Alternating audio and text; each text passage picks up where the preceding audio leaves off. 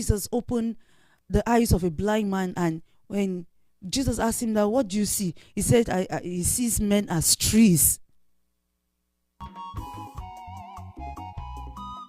He said he sees men as trees. That's to tell us that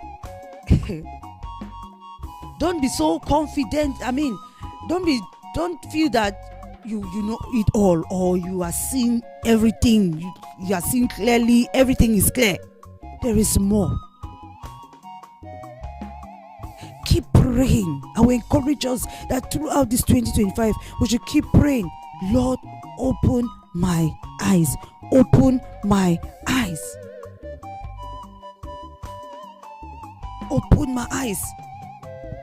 Our prophetic word of the year is, come back.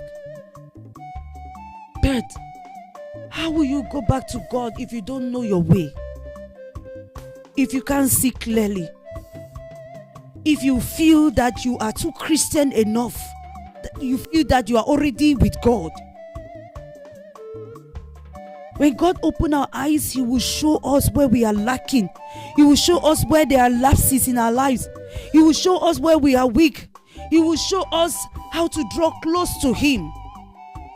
He will guide us to scriptures that when we read them, our eyes will be open and we will see how far we have been from Him.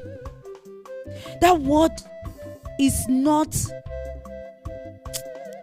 an empty word. For God to give us as a word for this year is to tell us that somehow we are far from Him.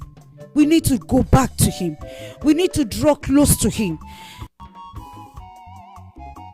In the book of James 4 verse 8, the Bible tells us that word, that we should draw close to God and He will draw close to us.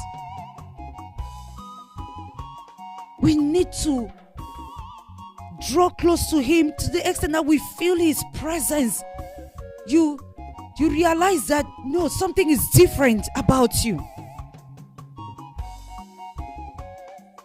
That there is something different about me. Because when you encounter God, your life must change. Your life must be transformed. You cannot be the same. You cannot have an encounter with God and you remain the same. Something must change about you. The way you think must change. The way you see things must change.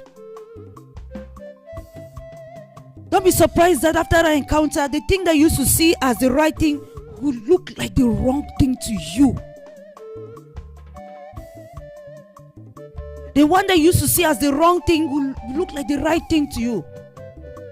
I remember before I became born again, when I'll be passing around Winners Chapel in Boya at that time, and I'll be hearing them.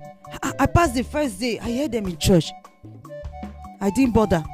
The second day again, I heard these people in church. I still held my peace. The third day, I heard them in church as I was passing. I could not hold it again. I said, what is this? Every day in church, these people not tired. Are they not bored? I was like complaining on their behalf. People are there enjoying God's presence. And to me, it didn't make sense that people will be there every day, not on Sunday, within the week. First day, second day, I got tired for them. I was only passing by the road and hearing them. I was not even in the church building, but I got tired for them. And I was like, this is too much now. People will be in church every day. When do they go to work? When do they feed their family? When do they do other things? They're in church. I was complaining. I was grumbling. I was just passing by. I didn't know that it was through that same church that God will bring me to Him. And when I became born again, through that same church, that's when I understood. I felt like just taking my mattress and coming and just come and keep it in that church and stay there. That's how I felt. I remember back then, before I became born again, by the grace of God, most of the people around me were born again or believers. But somehow I had not confessed Christ. I was just like a Christian, and they will be like sharing the word with me. We'll pray together and all that, but